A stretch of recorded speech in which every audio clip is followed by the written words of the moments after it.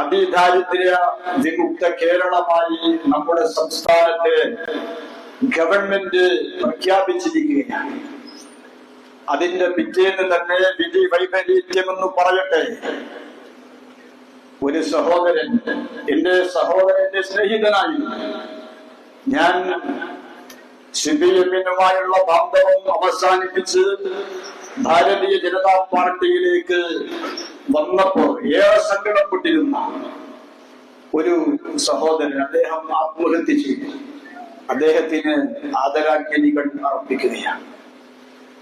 ഈ അതിദാരിദ്ര്യ വിമുക്ത കേരളത്തിലെ ആളുകളുടെ അവസ്ഥാവിശേഷം എന്താണ് എന്ന് നാം പരിശോധിച്ചാൽ നമുക്ക് കാണാൻ കഴിയുന്നത്, കാർഷിക രംഗം പരിശോധിച്ചാൽ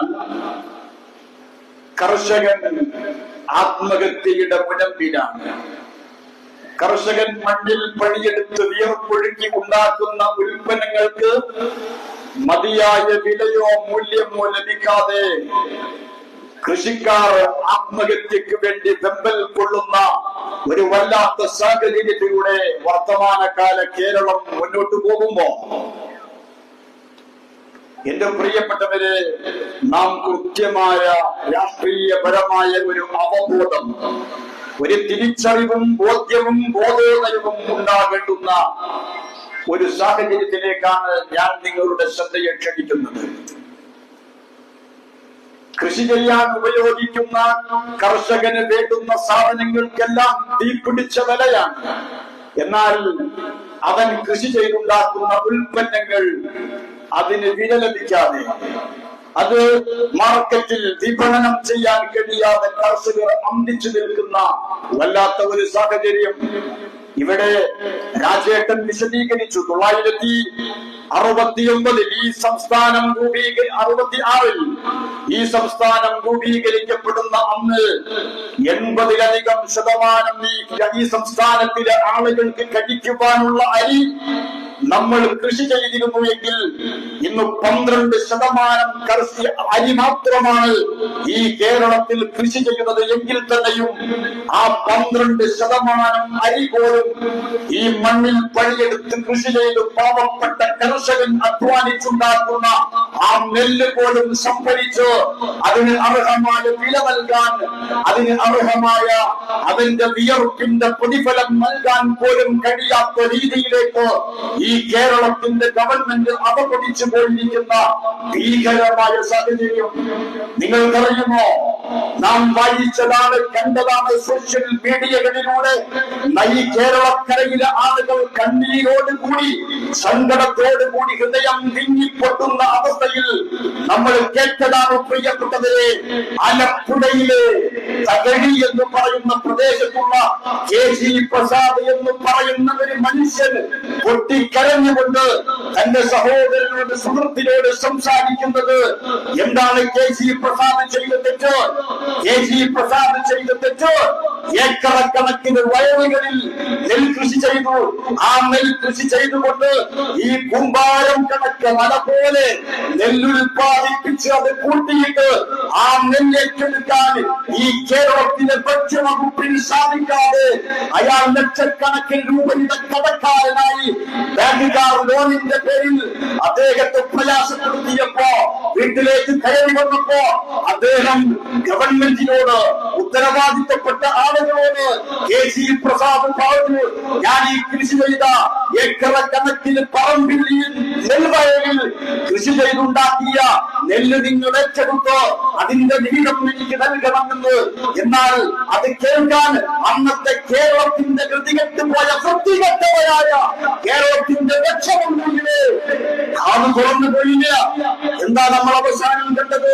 KG പ്രസാദ് തന്റെ സുഹൃത്തിന് ഫോണിൽ വിളിച്ച്, വീഡിയോ കോൾ വിളിച്ച് പറയുകയാണ്, സുഹൃത്തിനോട് പറയുകയാണ്, ഞാൻ തോറ്റുപോയിരിക്കുന്നു, ഞാൻ പരാജയപ്പെട്ടു പോയിരിക്കുന്നു, ഞാനിതാ തോറ്റുപോയിരിക്കുന്നു, ഞാൻ പരാജയപ്പെട്ടു പോയി, എന്റെ മുമ്പിൽ പിടിച്ചു നിൽക്കാൻ മാർഗമില്ല, വഴിയില്ല, ഞാൻ ആത്മഹത്യ ചെയ്യുകയാണ് എന്ന് പറഞ്ഞുകൊണ്ട് വിഷം കഴിച്ച് ഈ കേരളത്തിൽ നിന്നും മരിച്ചുപോയ KG പ്രസാദ് ചെയ്ത തെറ്റെന്താണെന്ന് നിങ്ങൾക്കറിയുമോ?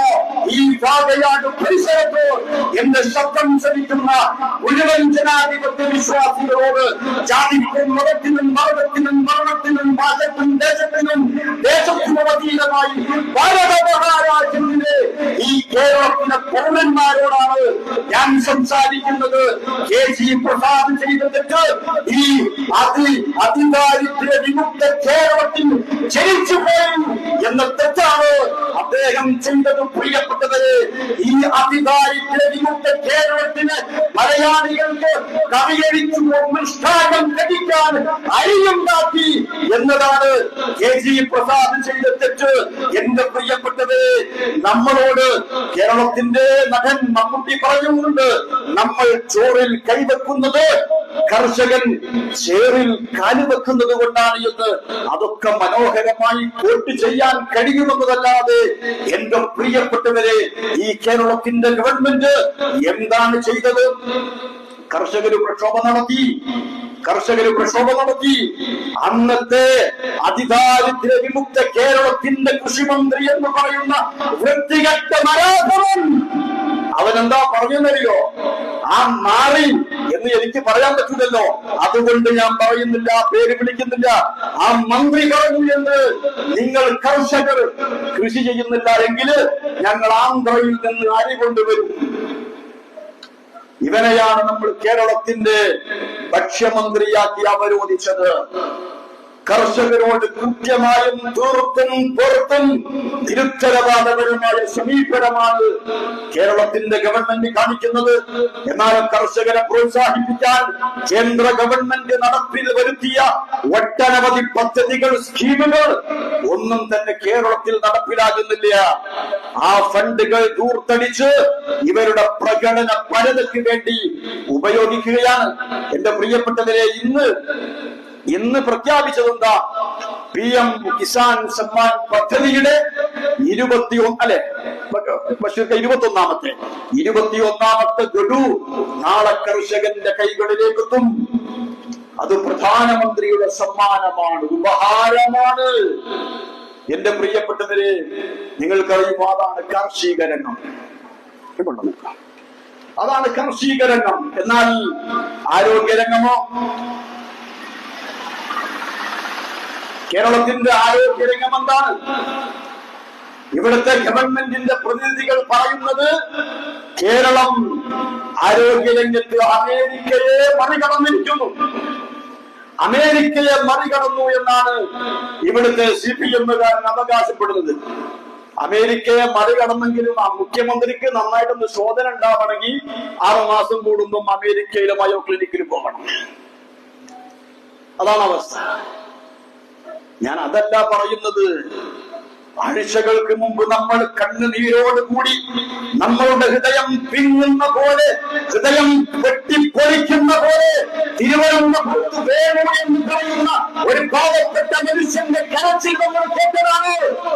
വേണു എന്ന് പേരുള്ള ഒരു മനുഷ്യൻ നെഞ്ചുവേദന എടുത്തപ്പോ, ഹാർട്ട് അറ്റാക്ക് വന്നപ്പോ കടം മേടിച്ച പൈസയുമായിട്ട് ഒരു ആംബുലൻസ് പിടിച്ച് അദ്ദേഹം പോയത് ഏതെങ്കിലും പ്രൈമറി ഹെൽത്ത് സെന്ററിലേക്കല്ല, കേരളത്തിന്റെ തലസ്ഥാന നഗരിയായ അനന്തപുരിയിൽ വീണാ ജോർജ് എന്ന് പറയുന്ന കഴിവിലുള്ളവരായ ഒരു ഫോട്ടോ സ്റ്റാറ്റ് കടയിൽ പോലും ഇരിക്കാനുള്ള യോഗ്യതയില്ലാത്ത, കഴിവില്ലാത്ത, ഒരു തരത്തിലുമുള്ള ഒരു വൈഭവമില്ലാത്ത വീണാ ജോർജ് എന്ന് പറയുന്ന മന്ത്രി ഭരിക്കുന്ന ആ മന്ത്രിയുടെ വീണാ ജോർജിന്റെ മുഖ്യന്റെ കാലത്ത് അനന്തപുരിയിൽ അവിടെയുള്ള തിരുവനന്തപുരം മെഡിക്കൽ കോളേജിലേക്ക് ഈ മനുഷ്യർ പോയി. എന്നിട്ടോ അമേരിക്കയെ വെല്ലുന്ന ചികിത്സാ സൗകര്യം കൊണ്ട് സമ്പന്നമായ അതിദാരിദ്ര്യ വിമുക്ത കേരളത്തിന്റെ തിരുവനന്തപുരത്തെ മെഡിക്കൽ കോളേജിന്റെ തറയിലാണ് ഈ മനുഷ്യനെ കിടത്തിയത്. ഹാർട്ട് അറ്റാക്കുമായി വന്ന മനുഷ്യനെ തറയിൽ കിടത്തുന്നു. തറയിൽ കിടത്തിയിട്ട് എന്തുട്ട് ചികിത്സ കൊടുക്കുക എന്ന് ഡോക്ടർ ഹാരിസ് ചോദിച്ചിട്ടുണ്ട്. ഇനിയിപ്പോ അയാളെന്നാ കെട്ടി തൂക്കിച്ചാൽ പടച്ചോനറിയാം. അദ്ദേഹത്തിനുള്ള ദീർഘായുസ് കൊടുക്കട്ടെ, ആമീൻ എന്ന് പറയാനല്ലാതെ വേറെന്താ നമുക്ക് കഴിയും? എന്റെ പ്രിയപ്പെട്ടവരെ, കഴിയുന്നുണ്ടോ? ഈ വേണു എന്ന് പറയുന്ന മനുഷ്യൻ പൊട്ടിക്കരഞ്ഞു പറഞ്ഞു, എനിക്ക് വേദന സഹിക്കാൻ കഴിയുന്നില്ല. അദ്ദേഹത്തിന്റെ ഭാര്യ കരഞ്ഞുകൊണ്ട് ഡോക്ടർമാരോട് പറഞ്ഞു. ഒരാളും പരിഗണിച്ചില്ല, ഒരാളും ശ്രദ്ധിച്ചില്ല. അവസാനം ഈ മനുഷ്യന് ബോധ്യമായി എന്റെ ആയുസിന്റെ കണക്ക് പുസ്തകത്തിലെ അവസാനത്തെ പുള്ളിയും ഇതാ ഉറ്റിയെടുക്കുകയാണ് ഈ ഡോക്ടർമാർ. ഇവരെ സംവിധാനമില്ലെന്ന് മനസ്സിലാക്കിയ ആ മനുഷ്യൻ ഫോണെടുത്ത് തന്റെ സുഹൃത്തിനോട് പറയുന്നുണ്ട്, അൻവർ സാദത്തെ, ഒരു നായക്ക് കൊടുക്കുന്ന പരിഗണന പോലും ഈ മെഡിക്കൽ കോളേജിൽ എനിക്ക് കിട്ടുന്നില്ലടാ. ഞാൻ മരിച്ചു പോയാൽ, ഞാൻ മരിച്ചൊടുങ്ങിപ്പോയാൽ ഞാൻ അനുഭവിച്ച കഥ ഈ മാലോകരോട് പറയണം കേട്ടോ, മാലോകരോട് പറയണം കേട്ടോ എന്ന് പറഞ്ഞുകൊണ്ട് തിരുവനന്തപുരത്തെ മെഡിക്കൽ കോളേജിൽ നിന്ന് പരലോകത്തേക്ക് പറന്നുപോയ വേണു എന്ന് പറയുന്ന പാവപ്പെട്ട മനുഷ്യൻ ചെയ്ത തെറ്റെന്താണെന്നറിയോ നിങ്ങൾക്ക് പ്രിയപ്പെട്ടവരെ? ഈ അതിദാരിദ്ര്യ വിമുക്ത കേരളത്തിൽ ജന്മം കൊണ്ടും പിറവിയെടുത്തു എന്നതാണ് അദ്ദേഹം ചെയ്ത തെറ്റ്. അമേരിക്കയെ മറികടക്കുന്ന ചികിത്സാ സൗകര്യങ്ങൾ കൊണ്ട് സമ്പന്നമായ അതിദാരിദ്ര്യ വിമുക്ത കേരളത്തിന്റെ മെഡിക്കൽ കോളേജിൽ ചികിത്സക്ക് വന്ന ആരുടെ അവസ്ഥയെ ഞാൻ പറഞ്ഞത്. അവിടെയുള്ള എക്യുപ്മെന്റ്സ്, ഉപകരണങ്ങള്, ആ ഉപകരണങ്ങള് അത് വാങ്ങിയ കമ്പനിക്ക് പൈസ കൊടുക്കായിട്ട് അവരെടുത്തോണ്ട് പോവുക. അപ്പോഴാണ് മുഖ്യമന്ത്രിയും അതുപോലെ വീണ ജോർജും പറയണത്, എന്തുട്ട് അമേരിക്കയെ ഞങ്ങൾ മറികടന്നു. നമ്മുടെ ശൈലജ ടീച്ചർ കോവിഡിന്റെ കാലത്ത് 70 റുപ്യന്റെ PPE കിറ്റ് 1500 റുപ്യക്ക് വാങ്ങിയിട്ടുണ്ടെങ്കിലും കള്ളിയാണെങ്കിലും ഇതിനേക്കാളൊക്കെ നന്നായിരുന്നു അല്ലെ? ആളുകളൊക്കെയാണെങ്കിലും ഇതിനേക്കാളൊക്കെ നന്നായിരുന്നു എന്ന് മാത്രമേ എനിക്ക് അഭിഷേകമായി പറയാനുള്ളൂ. കഴിയുന്നുണ്ടോ? ഒരു കൊച്ചു പെൺകുട്ടി ആശുപത്രിയിലെത്തി, കൈക്കെന്തോ ചെറിയ അസുഖവുമായി ആശുപത്രിയിലേക്ക് വന്നപ്പോ ഡോക്ടർ പരിശോധിച്ചിട്ട് ആ കൊച്ചു പെൺകുട്ടിയുടെ കൈപ്പത്തി വെട്ടി മുറിച്ച് കളഞ്ഞ് അവിടെ ഉൾപ്പെടച്ച് അത് ബാൻഡേജ് ചെയ്ത് പറഞ്ഞേക്കുന്നു. ഈ ചെറ്റകളെ, ഈ നരാധമന്മാരെ, നാറികളെ, എന്താണ് ഈ പരമ ചെറ്റകളെ? എന്റെ പ്രിയപ്പെട്ടവരെ, ഇത് ഏതെങ്കിലും പാവപ്പെട്ട വീട്ടിലെ കുട്ടിക്ക് വരുമ്പോ എനിക്കും നിങ്ങൾക്കും അത് വാർത്തയായിരിക്കും, അത് കേവലം ന്യൂസായിരിക്കും. അത് അവനവന്റെ ഉമ്മറപ്പടി കയറി വന്നാൽ ശരിക്കുമോ? അത് ശരിക്കോ? എന്റെയും നിങ്ങളുടെയും മക്കൾക്ക് ഈ അനുഭവം ഉണ്ടാകാൻ അത് വാർത്ത വായിക്കുമ്പോ, അത് പത്രത്തിൽ വായിക്കുമ്പോ ന്യൂസായി അങ്ങനെ കാണാൻ കഴിയും. അവനവന്റെ ഉമ്മറപ്പടി കയറി വന്നാൽ സഹിക്കാൻ കഴിയുമോ? ഈ ഡോക്ടർമാര് അവര് കള്ള് കുടിച്ചിട്ടല്ല അവിടെ ഇരിക്കുന്നത്. സിന്തറ്റിക് രാസലഹരിയിൽ ആർമാദിക്കുന്ന നരാധമന്മാർ, ചെറ്റകൾ. അവരെ നിയന്ത്രിക്കാൻ ഈ ഫോട്ടോസ്റ്റാറ്റിന്റെ കടയിൽ പോയിരിക്കാൻ പോലും യോഗ്യതയില്ലാത്ത വീണ ജോർജിന് കഴിയുന്നെങ്കിൽ ഈ പണി നിർത്തിയിട്ട് ന്യൂസ് മീഡിയയിൽ പോകണമെന്നാണ് ഞങ്ങൾക്ക് പറയാനുള്ളത്. എന്റെ പ്രിയപ്പെട്ടവരെ, ഇതാണ് കേരളത്തിന്റെ ആരോഗ്യരംഗം. എത്രയുണ്ട് പറയാൻ? എന്നിട്ട് പറയാ, ഈ സാറേ, ഇല്ല സാറേ, ഈ കപ്പല് ആടി ഒലയത്തേ ഉള്ളു, ഈ കപ്പല് അങ്ങേര് മുക്കും സാറേ എന്ന് നിലവിളിക്കാൻ വേണ്ടി മാത്രമാണ് വീണ ജോർജിന് പറ്റുള്ളൂ. അപ്പൊ ഞാൻ പറഞ്ഞു വന്നത്, ഈ സിന്തറ്റിക് രാസലഹരിയിൽ അർമാദിക്കുന്ന, അഭിരമിക്കുന്ന വിശുദ്ധന്മാർ, ഇവരെ നിലക്ക് നിർത്താൻ എന്റെ സംസാരത്തിൽ ചില വാക്കുകൾ വന്നു പോയത്, ആ കൈമുറിഞ്ഞു പോയ കുട്ടിയുടെ സ്ഥാനത്ത് ഞാൻ എന്റെ മകളെ സങ്കല്പിച്ചു പോയതാണ്. വേണു എന്ന് പറയുന്ന മനുഷ്യന്റെ സ്ഥാനത്ത് ഞാൻ എന്റെ പിതാവിനെ ഓർത്തുപോയതാണ്. എന്റെ വാക്കുകളിൽ വന്ന ആ ഒരു സ്ഖലിതങ്ങളെ ഞാൻ നിങ്ങളോട് ക്ഷമാപണം നടത്തുകയാണ്. നിങ്ങളെന്നോട് ക്ഷമിക്കണം. എന്റെ പ്രിയപ്പെട്ടവരെ, കേരളത്തിന്റെ വ്യവസായ രംഗം എന്താ? ഒരു സംരംഭം തുടങ്ങാൻ 100 കൂട്ടം നൂലാമാലകൾ, ഉദ്യോഗസ്ഥ പ്രവൃത്തികൾ ശത്രുതയോടുകൂടി നോക്കിക്കാണുന്ന അവസ്ഥ. സംരംഭങ്ങൾ അടച്ചുപൂട്ടി ആളുകൾ കടം കയറി ആത്മഹത്യ ചെയ്യുന്ന സംരംഭകർ. അതാണ് കേരളത്തിന്റെ അവസ്ഥാവിശേഷം. അഭ്യസ്ത വിദ്യരായ വലിയ ഡിഗ്രികളുള്ള ചെറുപ്പക്കാർ ജോലിയില്ലാതെ സെക്സ് റാക്കറ്റുകളിലേക്കും സിന്തറ്റിക് രാസലഹരിയുടെ വിപണനത്തിലേക്കും വഴി മാറി നടന്നത് ഭരിക്കുന്ന ആളുകളുടെ, ഭരണാധികാരികളുടെ പിടിപ്പുകേട് കൊണ്ടാണ്.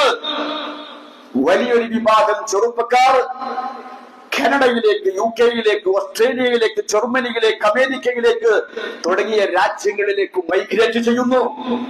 എന്നോട് മൈനോറിറ്റി മോർച്ച കാലിക്കറ്റ് റൂറൽ ജില്ലാ പ്രസിഡന്റ് പ്രിയങ്കരനായ ചേട്ട സഹോദരൻ ജോഡി സാർ, അദ്ദേഹം ഒരു ദിവസം എന്നോട് സങ്കടത്തോടു കൂടി പറഞ്ഞു, വിഷാദേ, ഇപ്പൊ എന്റെ മക്കള് അവര് UK-യിലാണ്.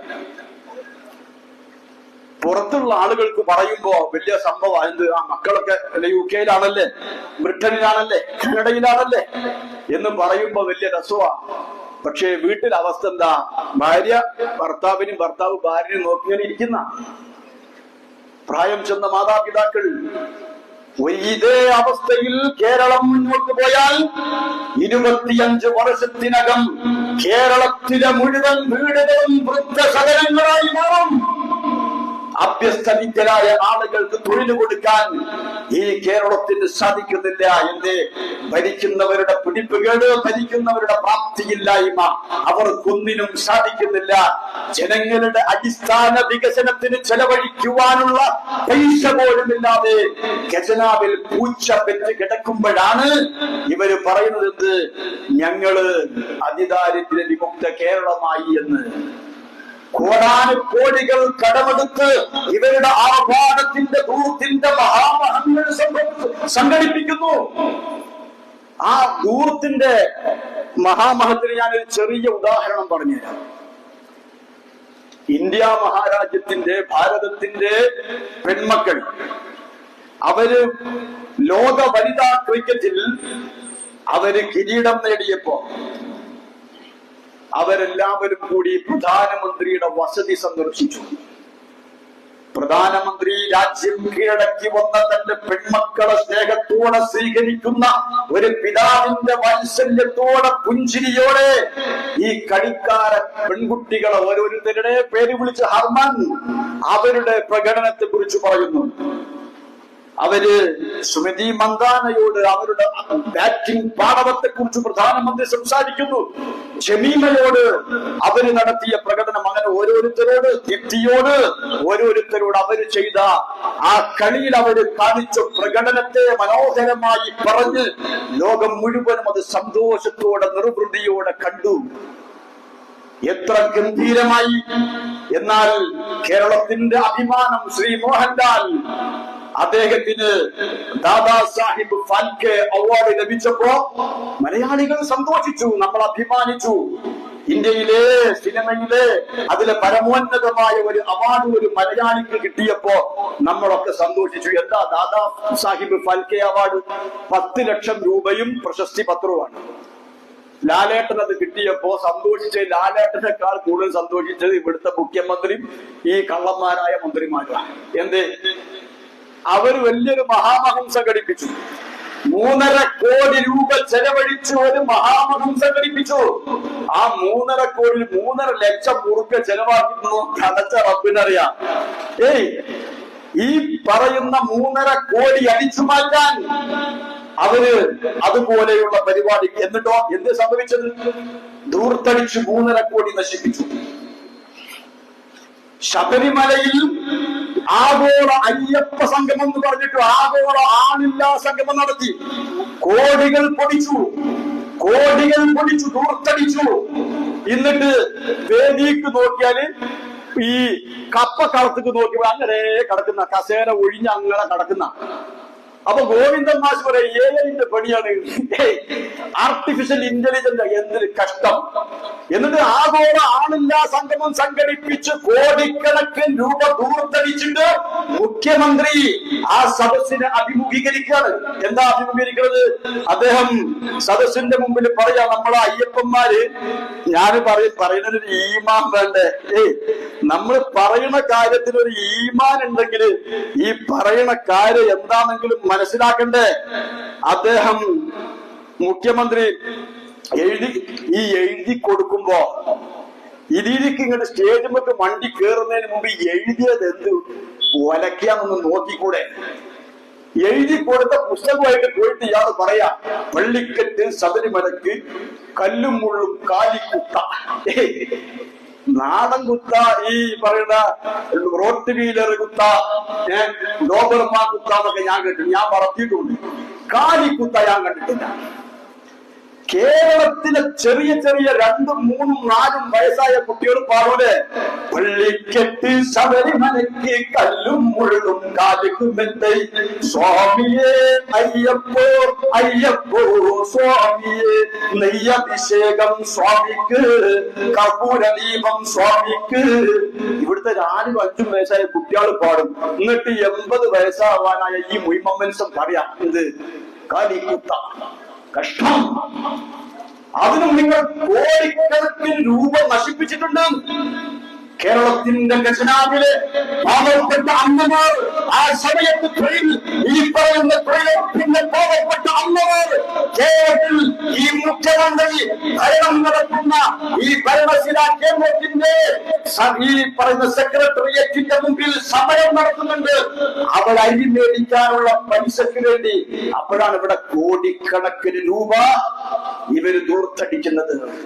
EMSന്റെ കാലം മുതൽ ഉമ്മൻചാണ്ടിയുടെ കാലം വരെ പതിറ്റാണ്ടുകൾ കൊണ്ട് ഈ കേരളം കടമെടുത്തതിന്റെ ഇരട്ടി പൈസയാണ് ഈ 10 കൊല്ലം കൊണ്ട് പിണറായി വിജയനും മന്ത്രി കൂട്ടന്മാരും കട്ടുമോഷ്ടിച്ച് അഴിമതി നടത്തി കുംഭകോണം നടത്തി ഈ കേരളത്തിൽ കടക്കരയുടെ പാതാളത്തിലേക്ക് തള്ളിയറിഞ്ഞത്.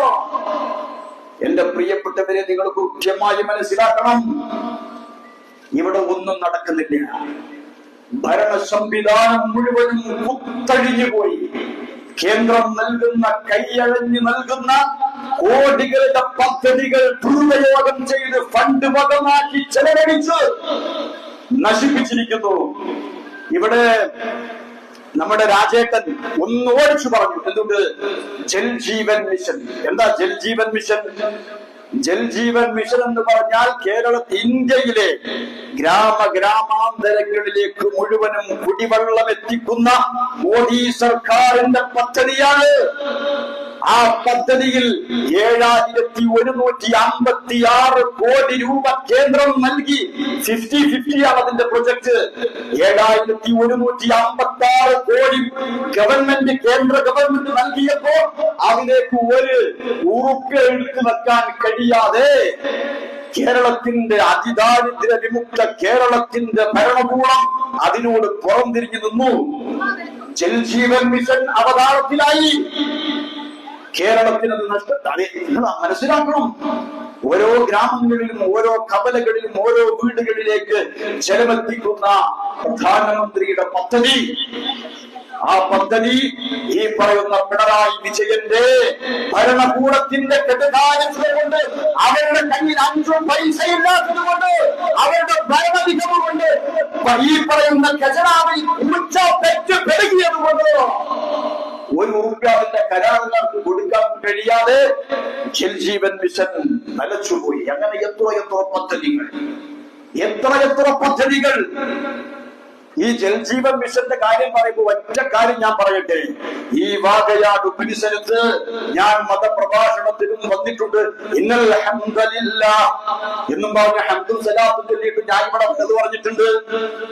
ഞാൻ എന്റെ ശബ്ദം കേൾക്കുന്ന മുസ്ലിം സുഹൃത്തുക്കളോട് ഞാൻ ചോദിക്കട്ടെ, ഇവിടെ KM ഷാജി എന്ന് പറയുന്ന മനുഷ്യൻ മുസ്ലിം ലീഗിന്റെ പ്രതിനിധിയായി വന്നിട്ട് അദ്ദേഹം സംസാരിക്കാറുണ്ടായിരുന്നില്ലേ? ഞാൻ കുട്ടിയായിരുന്ന സമയത്ത് ഷാജിയുടെ ഒരു പ്രസംഗം കേട്ടിട്ട്, സാമ്രാജ്യത്വ അധിനിവേശം പശ്ചിമേഷ്യ മുതൽ നന്ദി ഗ്രാമം വരെ. ആ പ്രസംഗത്തിൽ ഷാജി പറയുന്ന ഒരു കാര്യമുണ്ട്. അന്ന് ഭരിക്കുന്നത് നരേന്ദ്രമോദിജിയാണോ? അന്ന് ഭരിക്കുന്നത് UPA ആണ്. കോൺഗ്രസ് നേതൃത്വം നൽകുന്ന മുന്നണിയാണ്. അന്ന് ഷാജി പറയാ, നിങ്ങൾ ഈ കേരളത്തിൽ മുസ്ലിം ലീഗ് ഉള്ളത് കൊണ്ടാണ് ഇവിടെ എല്ലാ മുസ്ലിം ലീഗുകളും ശ്വാസം ധരിച്ച് ഓക്സിജൻ കിട്ടുന്നത്. മുസ്ലിം ലീഗ് ഉള്ളത് കൊണ്ടാണ്. നിങ്ങൾ ഉത്തരേന്ത്യയിലേക്ക് പോയി നോക്ക്. ഉത്തരേന്ത്യയിൽ താറിട്ട കറുത്ത റോഡുകൾ എവിടെയാണോ അവസാനിക്കുന്നത് അവിടെ മുസ്ലിം ജനതകൾ ആരംഭിക്കുന്നു. ഇലക്ട്രിക് പോസ്റ്റുകളുടെ ലൈന്, ആ ഇലക്ട്രിക് പോസ്റ്റ് എവിടെ അവസാനിക്കുന്നുവോ അവിടെ മുസ്ലിം ജനതകൾ ആരംഭിക്കുന്നു. വാട്ടർ ടാപ്പ് എവിടെ അവസാനിക്കുന്നുവോ അവിടെ മുസ്ലിം ജനതകൾ ആരംഭിക്കുന്നു എന്ന് പറഞ്ഞ ഷാജിയോട് ഞാൻ പറയട്ടെ, ഈ ഇന്ത്യയുടെ ഉത്തരേന്ത്യയിലേക്ക്, ഇന്ത്യയുടെ സംസ്ഥാനങ്ങളിലേക്ക് കടന്നു ചെന്ന് ആ കോൺഗ്രസിന്റെ കാലഘട്ടത്തിൽ ഈ സമുദായത്തോട് കാണിച്ചിരുന്ന വിവേചനം, ചിത്രങ്ങളയം ഇന്ന് നരേന്ദ്രമോദിയുടെ സർക്കാർ കാണിക്കുന്നില്ല. ഹിന്ദുവാണോ, മുസ്ലിമാണോ, ക്രിസ്ത്യാനിയാണോ, ജൈനാണോ, സിഖാണോ, പാഴ്സിയാണോ, ബുദ്ധനാണോ, മതമുള്ളവരാണോ, മതമില്ലാത്തവനാണോ, കമ്മ്യൂണിസ്റ്റാണോ, ക്യാപിറ്റലിസ്റ്റാണോ എന്ന് പരിഗണിക്കാതെ ഭാരത മഹാരാജ്യത്തിന്റെ പ്രജകളാണോ, ഈ രാജ്യത്തിന്റെ അതിർത്തിയാണോ എന്നും മാത്രം പരിഗണിച്ചുകൊണ്ട് വികസനം നടത്തുന്നു. എല്ലാ തരത്തിലുമുള്ള വികസനം, ഒരു പ്രീണനവുമില്ലാത്ത, ഒരു വിവേചനവുമില്ലാത്ത, എല്ലാവരെയും ചേർത്ത് നിൽക്കുന്ന നരേന്ദ്രമോദിജിയുടെ പദ്ധതി അതാണ്. വരിയുടെ അതിന്റെ ഏറ്റവും അവസാനത്തുള്ള വ്യക്തിയെയും പരിഗണിക്കുന്ന, അവനെയും നാളോട് ചേർത്ത് പുരുകുന്ന വികസനത്തിന്റെ, പരിവർത്തനത്തിന്റെ, പടപ്പാട്ടിന്റെ, മഹാവിപ്ലവത്തിന്റെ വീരേതിഹാസം വിരചിച്ച രാജാവിന്റെ, നേതാവിന്റെ, ഭരണാധികാരിയുടെ പേരാണ് മോദി എന്ന് അഭിമാനത്തോടെ നമ്മളും മാത്രമല്ല പറയണത്. കേരളത്തിലെ ഏതെങ്കിലും കുറച്ച് കുത്തിത്തിരിപ്പും കുന്നായ്മയുള്ള ഏതെങ്കിലും കാക്കാന്മാര് പറയുന്നത് നമ്മൾ മൈൻഡ് ചെയ്യണ്ട. വിദേശ രാജ്യങ്ങൾ, അറബ് രാജ്യങ്ങൾ, GCC അടക്കമുള്ള രാഷ്ട്രങ്ങൾ നരേന്ദ്രമോദിജിക്ക് രാജ്യത്തിന്റെ പരമോന്നതമായ അംഗീകാരവും പ്രശസ്തി പത്രവും നൽകി ആദരിച്ച് അദ്ദേഹത്തെ ആലിംഗനം ചെയ്യാൻ. അറബിയാള് നരേന്ദ്രമോദിനെ കെട്ടിപ്പിടിക്കാൻ വേണ്ടിട്ട് ഓടുമ്പോ കന്തൂറ തട്ടിത്തറഞ്ഞ് മുഴുവൻ ആണ്. അതാണ് അവസ്ഥ. അപ്പോഴാണ് ഇവിടെ ചില ആളുകൾ പറയുന്നത് ഇതുപോലെയുള്ള വിരോധങ്ങൾ. എന്റെ പ്രിയപ്പെട്ടവര്, ഒരു വിവേചനവും ഒരാളോടും കാണിച്ചിട്ടില്ല. അത് നരേന്ദ്രമോദിജിയുടെ ഒരുപാട് പദ്ധതികളെ കുറിച്ച് സംസാരിക്കണമെന്ന് രാജേട്ടൻ വിശാലമായി പറഞ്ഞിട്ടുണ്ട്. ആയുഷ്മാൻ ഭാരതിനെ അവഗണിച്ചവർ ഇപ്പോ വയോവന്ദൻ പദ്ധതി, ആ വയോവന്ദൻ യോജനയ്ക്ക് 70 വയസ്സായവർക്ക് ജാതിയോ മതോ ഒന്നുമില്ല, ലിംഗമോ വർണ്ണമോ ഒരു ഭേദവുമില്ലാതെ 70 വയസ്സായ ആളുകൾക്ക് ചികിത്സയ്ക്ക് 10 ലക്ഷം രൂപ അനുവദിക്കുന്ന കേന്ദ്ര ഗവൺമെന്റിന്റെ പദ്ധതി. 60-40 അതിന്റെ അനുപാതം. 60% കേന്ദ്രം കൊടുക്കും, 40% പോയിട്ട് 4% നമ്മളെ കയ്യിൽ കായില്ല എന്ന് പറഞ്ഞിട്ട് അതിനോട് പുറംതിരിഞ്ഞു നിൽക്കുന്നവർ, അതിനെ അവഗണിക്കുന്നവർ കേരളം ഈ പദ്ധതിയിൽ ഒപ്പുവെച്ചില്ല. അതുപോലെ അർബൻ PMAY പദ്ധതി, പ്രധാനമന്ത്രി ആവാസ് യോജന, കേരളം ഒപ്പുവെച്ചില്ല. ഇത് പാവപ്പെട്ട ആളുകൾക്ക് വീട് നൽകുന്ന പദ്ധതി. ഇതൊന്നും കേരളം ഒപ്പുവെക്കുന്നില്ല. എന്താ ഒപ്പുവെക്കാത്ത എന്തുട്ടാ? പേനയില് മഷില്ലാത്തോണ്ടല്ല, മുക്കാല് കജിലില്ലാത്തോണ്ടാ. ഒപ്പുവെക്കാത്ത വിചാരിക്കും നിങ്ങൾ വിചാരിക്കും എന്താ പേനയില് മഷിലേക്കല്ല, കജില് കായില്ല. ഉള്ളതൊക്കെ കട്ട് കൂട്ടി അത് അപഹരിച്ചെടുത്ത് അത് കടല് കടത്തി കൊണ്ടുപോയി കിഫ്ബിയിട്ട് അതുപോലെയുള്ള സംരംഭങ്ങളിലിട്ട് അത് പിന്നെയും 9.5% പലിശ കൊടുത്ത് വാങ്ങിക്കൊണ്ടുവന്ന് അത് പെരുപ്പിച്ച് ഇരട്ടിയാക്കി ഉപയോഗിക്കുന്ന ഭരണാധികാരികളുടെ ഈ പറയുന്ന മാറി ഭരിച്ചുകൊണ്ടിരിക്കുന്ന ഈ അവസ്ഥാവിശേഷം എന്റെ പ്രിയപ്പെട്ടവരെ നമ്മൾ കൃത്യമായി മനസ്സിലാക്കണം. നമുക്ക് ശരിയായ അവബോധം ഉണ്ടാവണം. ശരിയായ അവബോധത്തോടു കൂടി മാത്രമേ നമ്മൾ ഈ കാര്യങ്ങളൊക്കെ നമ്മൾ പരിഗണിക്കേണ്ടതും നമ്മൾ ഇതിനെയൊക്കെ സമീപിക്കേണ്ടതും. ഞാൻ പറയുന്നത് ചെറിയ കുറച്ച് കാര്യങ്ങൾ കൂടെ പറഞ്ഞ് പ്രധാനപ്പെട്ട 1-2 പോയിന്റ് ഞാൻ പറയും. വിശദമായി ഇനി പറയേണ്ട കാര്യമില്ല. രാജേട്ടൻ പറഞ്ഞു, ഇനി അസീസ് സാറ് ഇവിടെ സംസാരിക്കും, ആളുകളുണ്ട്. എന്നാൽ 1-2 കാര്യങ്ങൾ കൊണ്ട് മാത്രം ഞാൻ പറയാം. 65 വർഷം ഈ രാജ്യത്തെ ഭരിച്ചവർ, കോൺഗ്രസ് നേതൃത്വം നൽകുന്ന മുന്നണി 65 വർഷം ഈ രാജ്യത്ത് ഭരിച്ചപ്പോ ആ 65 കൊല്ലം കൊണ്ട് ആ 65 വർഷത്തെ നരേന്ദ്രമോദിജിയുടെ ഗവൺമെന്റ് മറികടന്നത് എത്ര ദിവസം കൊണ്ടാണ്, എത്ര വർഷം കൊണ്ടാണെന്നറിയോ? 11ാമത്തെ വർഷമല്ലേ അല്ലേ? 11ാമത്തെ വർഷം എത്തി നിൽക്കുമ്പോ മോദിജി അധികാരത്തിൽ വരുന്ന കാലത്ത് ഇന്ത്യയിൽ ഉണ്ടായിരുന്ന 74 എയർപോർട്ട്. 65 വർഷം കൊണ്ട് നിർമ്മിച്ചത് അത്രയാണെങ്കിൽ 75 കൂടെ ഉണ്ടാക്കി. ഇവന്മാര് 65 കൊല്ലം കൊണ്ട് കയ്യിൽ കുത്തിയത് 11 വർഷം കൊണ്ട് അത്ര തന്നെ എയർപോർട്ടുകൾ ഭാരതത്തിൽ നിർമ്മിച്ചെടുത്തു. മനസ്സിലായോ? അതുപോലെ 65 വർഷം ഭരിച്ചവർ 2014 വരെ ഇന്ത്യ മഹാരാജ്യത്തിലുണ്ടായത് 387 മെഡിക്കൽ കോളേജുകളായിരുന്നെങ്കിൽ ഈ 2025 അവസാന കാലാംശത്തിൽ നരേന്ദ്രമോദിജിയുടെ ഭാരതത്തിൽ എന്റെ പ്രിയപ്പെട്ടവരെ 816 മെഡിക്കൽ കോളേജുകൾ കൊണ്ട് ഈ ഭാരത മഹാരാജ്യത്തിന്റെ ആരോഗ്യം സമ്പന്നമാണോ? 387 2014 2025 816. അതാണ് മാറ്റം. മനസ്സിലായോ? എന്റെ പ്രിയപ്പെട്ടവരെ, 11 കൊല്ലം കൊണ്ട് 429 മെഡിക്കൽ കോളേജുകളാണ് ഭാരതത്തിൽ നിർമ്മിച്ചൊരുക്കിയത്. 65 വർഷ കാലഘട്ടത്തില് UPA-ക്കാരൻ ഇന്ത്യയിൽ നിർമ്മിച്ചത് ഒരേ ഒരു എയിംസ് ആയിരുന്നുവെങ്കിൽ എന്റെ പ്രിയപ്പെട്ടവരെ, പിന്നീട് 6 എയിംസ് നിർമ്മിച്ചത് അടൽ ബിഹാരി വാജ്പേയിജി ആയിരുന്നുവെങ്കിൽ നരേന്ദ്രമോദിജി 15 എയിംസുകൾ കൂടി ഹോസ്പിറ്റലുകൾ കൂടി പണിത് പൂർത്തിയാക്കി 2026 രാജ്യത്ത് മൊത്തം 26 എയിംസ് ഹോസ്പിറ്റലുകൾ കൊണ്ട് ഈ രാജ്യത്തിന്റെ ആരോഗ്യരംഗത്ത് ശക്തിപ്പെടുത്തിയ പ്രധാനമന്ത്രിയുടെ പേരാണ് നരേന്ദ്ര ദാമോദർദാസ് മോദിജി എന്ന്. അവിടെ എവിടെയാണ് വിവേചനമുള്ളത്? ഒരു വിവേചനവുമില്ല. ഒരു സമൂഹത്തോടും വിവേചനം കാണിക്കുന്നില്ല, ഒരാളോടും വിവേചനം കാണിക്കില്ല, ഒരാളോടും പ്രീണനവുമില്ല. രാജ്യത്തിന്റെ പുരോഗതി, അതിനപ്പുറം യാതൊന്നുമില്ല. ഞാൻ ഇങ്ങോട്ടൊരു സത്യം പറഞ്ഞോട്ടെ. ഏത് ഇന്നസെന്റ് ഒരു സിനിമ ഞാനൊരു സത്യം പറഞ്ഞോട്ടെ, എനിക്കത് അറിയില്ല എന്ന് പറഞ്ഞപ്പോഴല്ല, എനിക്കറിയാവുന്ന, എനിക്ക് കൃത്യമായ ബോധ്യമുള്ള, എന്റെ കൃത്യമായ രാഷ്ട്രീയ വായനയുടെ അടിസ്ഥാനത്തിൽ ഞാനൊരു കാര്യം പറഞ്ഞോട്ടെ. ഞാന് ഇവിടെ നിൽക്കുന്ന, എന്റെ ശബ്ദം കേൾക്കുന്ന ഭാരതീയ ജനതാ പാർട്ടിയിലെ എന്റെ സ്നേഹ സഹോദരങ്ങളോട്, കാരണവന്മാരോട്, അമ്മമാരോട് അല്ല ഞാൻ പറയുന്നത്. ഈ പറയുന്ന ശബ്ദ ഇതിനെന്തുണ്ടാ പറയാ, സ്പീക്കർ, ഇതിന് മലയാളം ആലോചിച്ച് കിട്ടുന്നില്ല.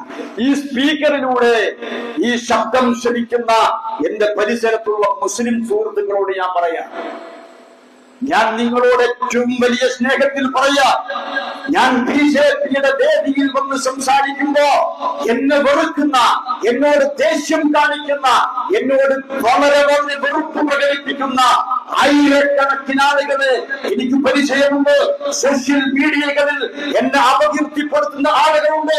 എനിക്കൊരാളോടും പരിഭവമില്ല, എനിക്കൊരാളോടും ദേഷ്യമില്ല, എനിക്കൊരാളോടും തന്നെ യാതൊരു തരത്തിലുമുള്ള വെറുപ്പുമില്ല, വിദ്വേഷവുമില്ല. ഞാൻ പറയട്ടെ നിങ്ങളോട്, എന്റെ പ്രിയപ്പെട്ട സമുദായമേ, ഞാൻ മൈനോറിറ്റിയുടെ പ്രതിനിധിയായിക്കൊണ്ടാണ് ഭാരതീയ ജനതാ പാർട്ടിയുടെ വേദിയിൽ നിങ്ങളെ അഭിമുഖീകരിച്ചുകൊണ്ട് സംസാരിക്കുന്നത്. എന്റെ പ്രിയപ്പെട്ടവരെ, ഓരോ സ്ഥലങ്ങളും ഓരോ സംസ്ഥാനങ്ങളും ഭാരതീയ ജനതാ പാർട്ടി കൃത്യമായ വിജയവുമായി മുന്നോട്ട് പോകുമ്പോൾ ഈ കേരളം ഭാരതീയ ജനതാ പാർട്ടി ഭരിക്കും കെട്ട, കേരളത്തിന് വരും കെട്ട എന്ന് പറഞ്ഞ പോലെയുള്ള സ്വപ്നമല്ല. ഈ ഭാരതീയ ജനതാ പാർട്ടി ഈ കേരളം ഭരിക്കും. അത് കാണുന്നത് നിങ്ങളുടെ മക്കളായിരിക്കില്ല, അത് കാണുന്നത് നിങ്ങളുടെ